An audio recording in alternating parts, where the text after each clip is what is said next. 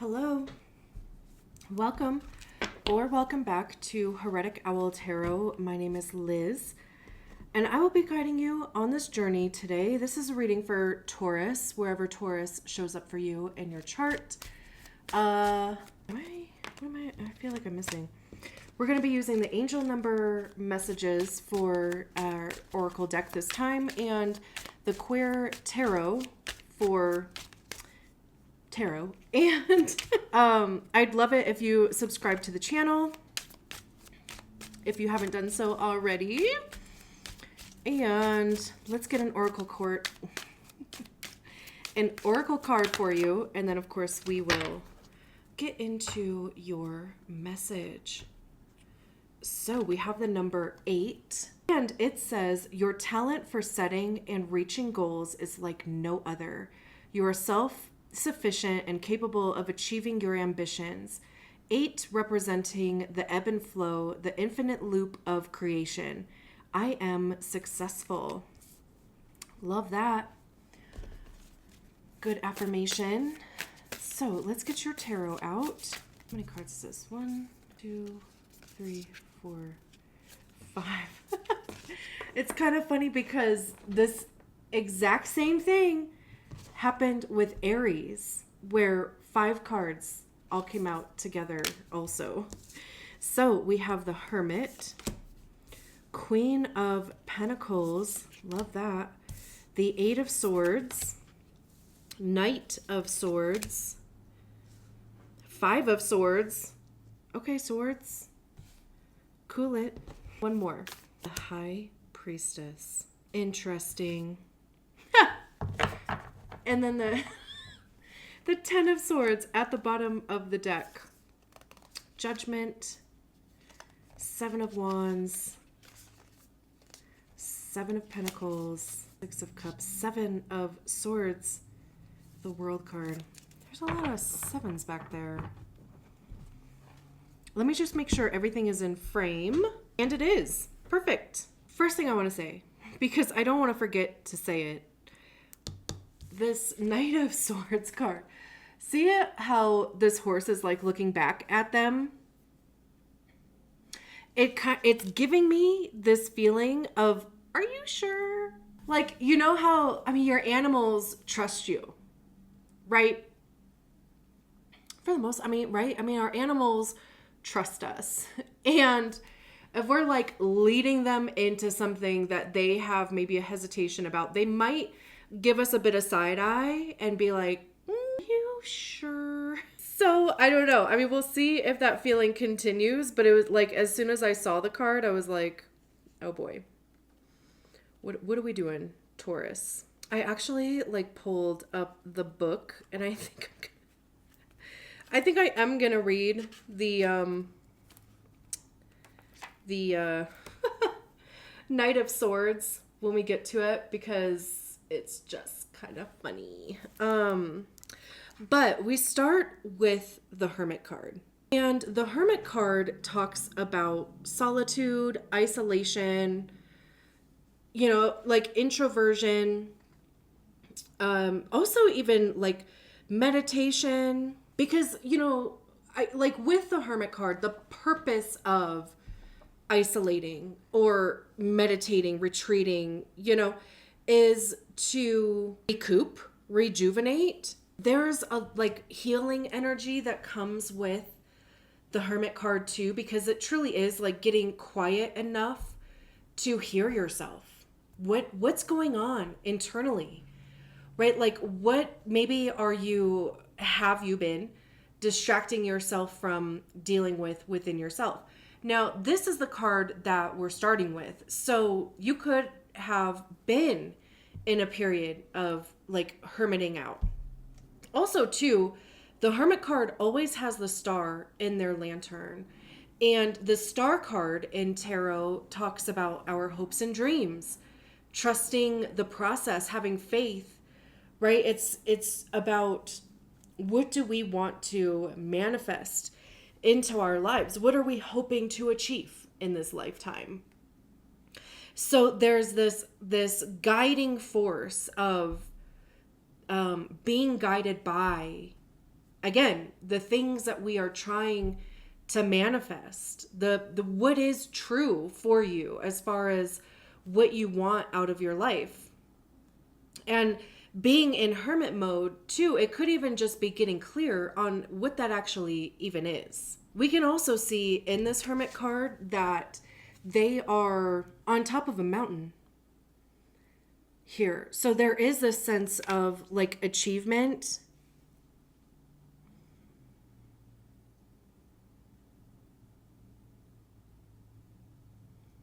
Also, there's a lot of like even like self-sufficient independence vibes. Like, again, if you have been in a mode of I can do battle by myself type of thing, you know, like where just like I don't want anything else from anybody, you know, I'm going to do my own thing. I'm not taking opinions right now.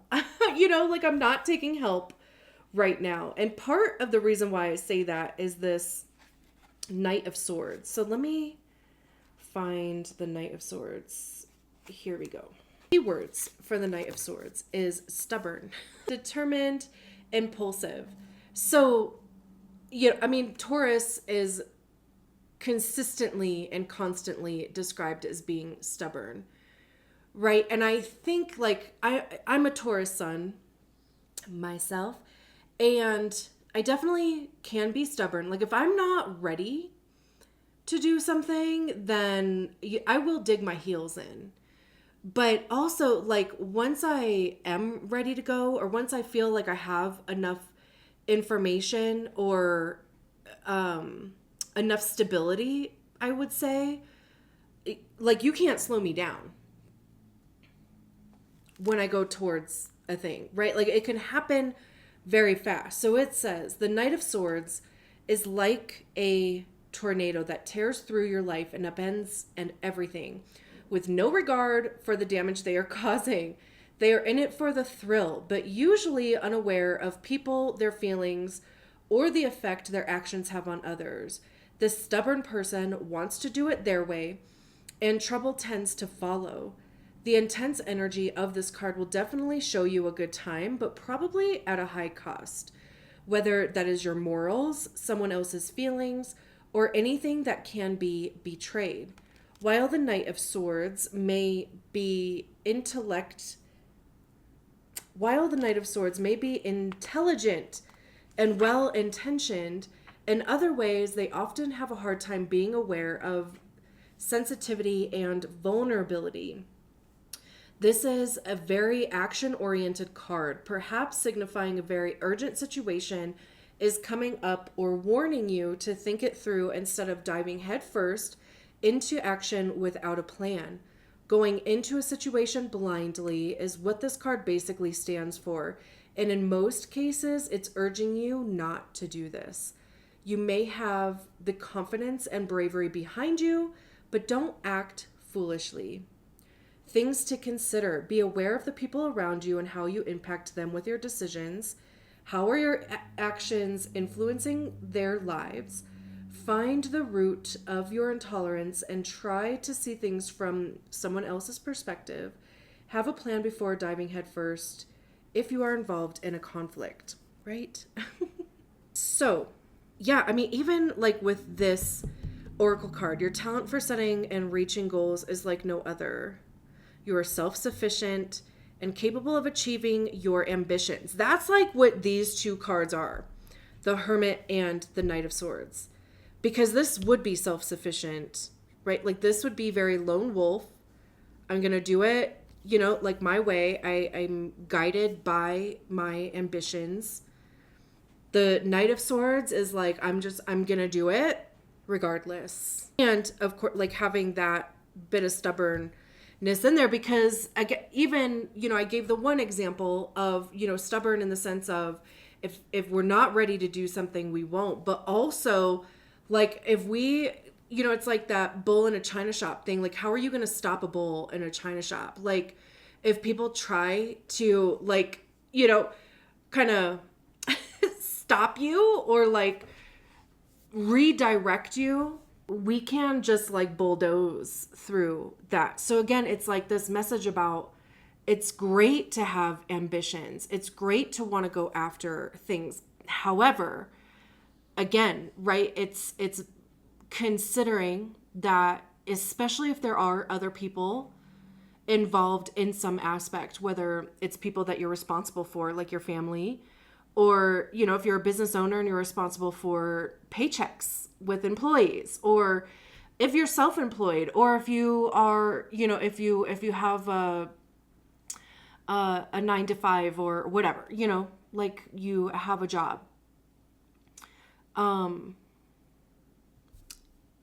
know, just being aware of those things. We have the Queen of Pentacles. Pentacles have to do with our money. Okay. So, it's, you know, how we get it, how we save it, how we spend it. It's our time. How are we investing our time? Where are we investing our time? Where are we physically showing up in our lives? It's also our health.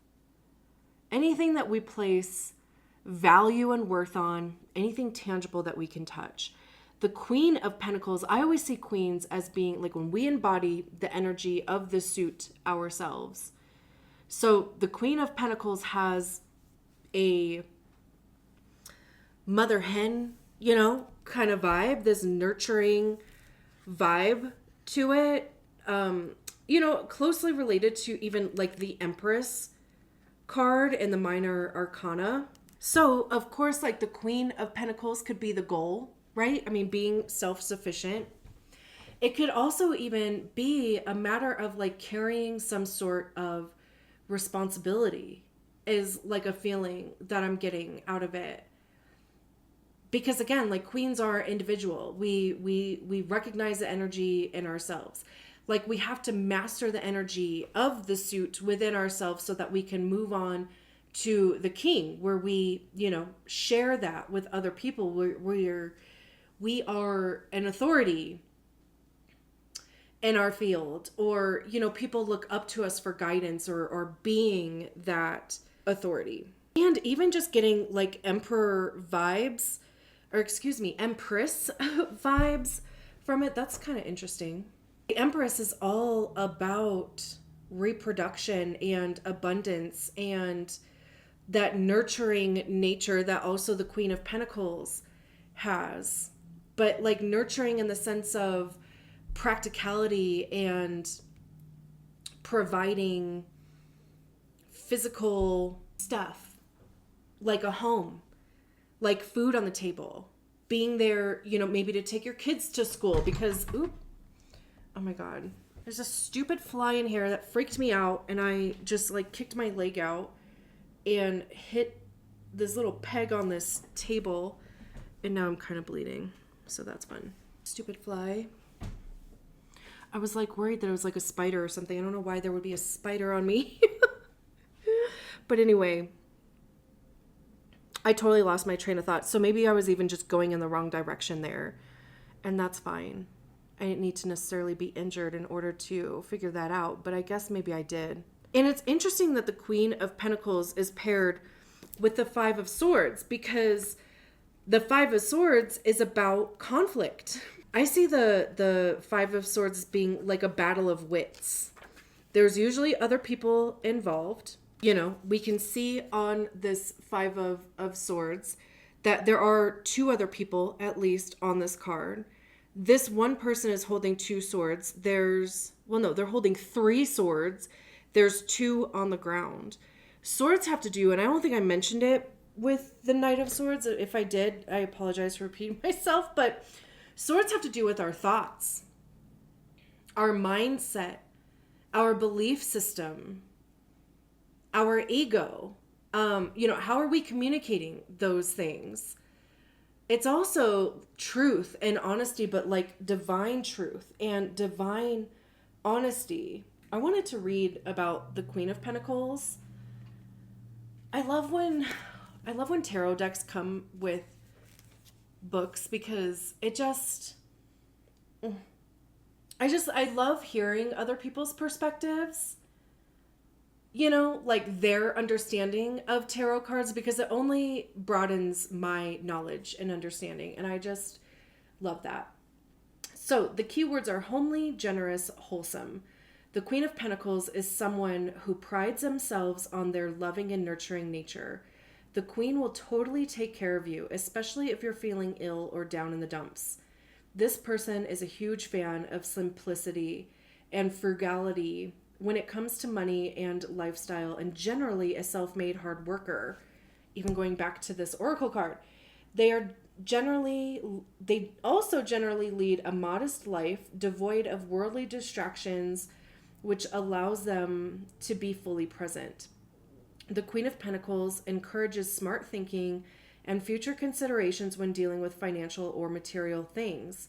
Think long-term investments right now rather than frivolous and spontaneous pursuits. And when it comes to being there for someone, be generous and caring. These are things we can learn from the Queen of Pentacles. So it's interesting that like up here, there's a vibe, and like on the bottom, there's kind of this other vibe that's like bumping up against, the cards that are on the top. I find that to be interesting. There's like this push and pull type of thing, or teeter-totter, like there's this balancing act that is happening here in some capacity. So again, the Five of Swords, like I said, I see it as being a battle of wits. There's a competitive element to it. We have to assume that these two people had a sword at some point. And maybe those are the two swords that are on the ground because they're just like, you know what, forget it. Or, they recognize that this person has 3 swords. So they're almost kind of like sorted, which again, like I said, it's a battle of wits. Like who can come out on top as far as like outthinking somebody, which again is kind of that competitive mindset. So there could be some level of conflict in here that involves other people. And maybe too, you kind of just want to be like in this Queen of Pentacles vibe. Like, you kind of want to have like the fruits without the labor type of thing. And maybe that's just even something that you are discovering. Like maybe there is something over here with the Hermit and the Knight of Swords that it's something that you launched on your own. And now you're discovering shit, like, there's all these other now things that are popping up, or even just things to consider since, we're talking swords, we're talking mind. It's something, it could even just be growing pains. It could be just a learning process because of course, experience. And maybe whatever it is being successful for you. But with this Five of Swords, there is some sort of like conflict that is coming up with it. And interestingly enough, we have the Eight of Swords next, which the Eight of Swords to me is like that self-inflicted mind prison. It's, just kind of being in an energy of, this is never going to end. How did I get here? I'm totally overwhelmed, right? Like, and as I was like just kind of staring at that card, when I was like staring at this card before, I just kept looking at these ropes that are tied around her.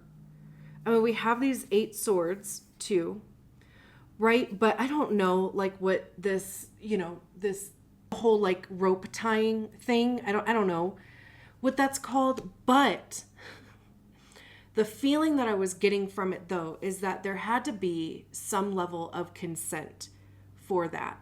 So for whatever reason, consent is coming to mind.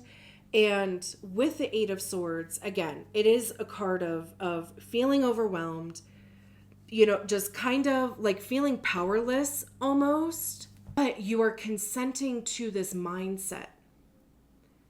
Like you are actively participating in the mindset in some capacity. So it could just be feeling that much worse. However, the message with the Eight of Swords is that you are literally one decision away from changing this whole situation. Because they're not stuck like they think they are. Also, though, for me with the Eight of Swords, I think the Eight of Swords is one of the most powerful cards because there's a lot of information to be found in the Eight of Swords. Like where are your, like, what is your limiting belief? What are the things that are coming up for you that have you in this Eight of Swords energy? And how can you allow yourself to work through them? And it's paired with the High Priestess, which I just remembered or just realized again because I looked at who was next. And the High Priestess to me is like being in tuned with our star player. It's, our higher self. It could be, if you believe in a higher power, it's whoever that higher power is. If you don't believe in a higher power, then it is, your connection to your own intuition. We all have it. So there is this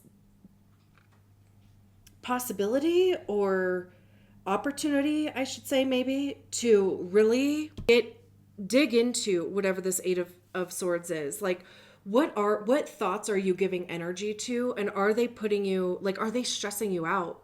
Are they causing you anxiety? Are they disrupting your sleep? Are they, you know what I mean? Like, where are they coming from? And are they true? 9 times out of 10, they are not. But it's like our ego's way of like, sounding an alarm.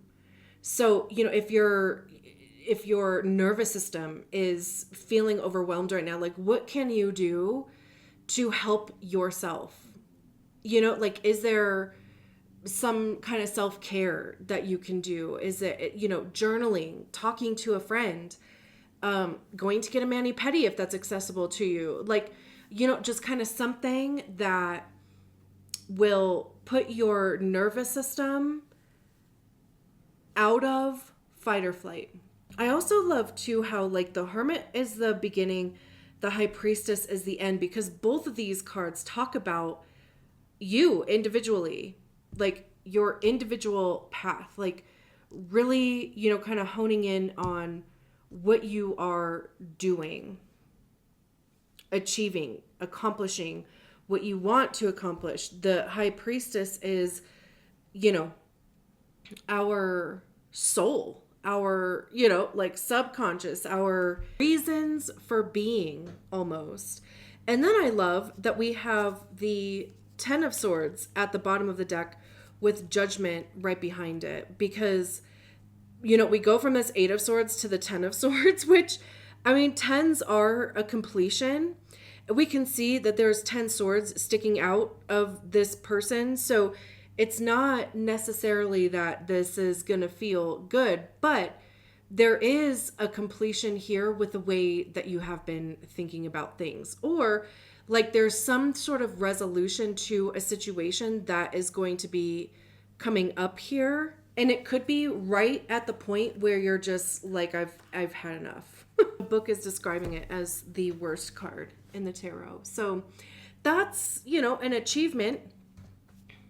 Your talent for setting goals and reaching. What did this talk about? Achievement? No, it didn't. So never mind. Whatever the situation is, like the learning curve is going to kick your ass. However, though, we have the Judgment card behind it. So this whole process is for you to discover some sort of truth about yourself. It is like there are decisions that need to be made, and these would be like bigger decisions with a Judgment card, because it's taking stock of everything that has been going on, and it's deciding what stays, what goes, what is, in alignment with you and what is not. And then it's literally sticking to that with the Seven of Wands. Now it's almost like crawling out of, whatever the hole is. The Seven of Pentacles, seeing the fruits of your labor. I think I mentioned that something along those lines with the Queen of Pentacles. But this is, it's putting in the work, it's putting in the resources, putting in the time, being physically present with it to where you can see it blossoming. The Six of Cups, there's something from the past that's coming up. It could be acts of kindness also. There's some sort of exchange of energy here. The Seven of Swords, the World card. I am going to leave it there. Thank you so much for allowing me to read your cards. I will talk to you soon. Bye.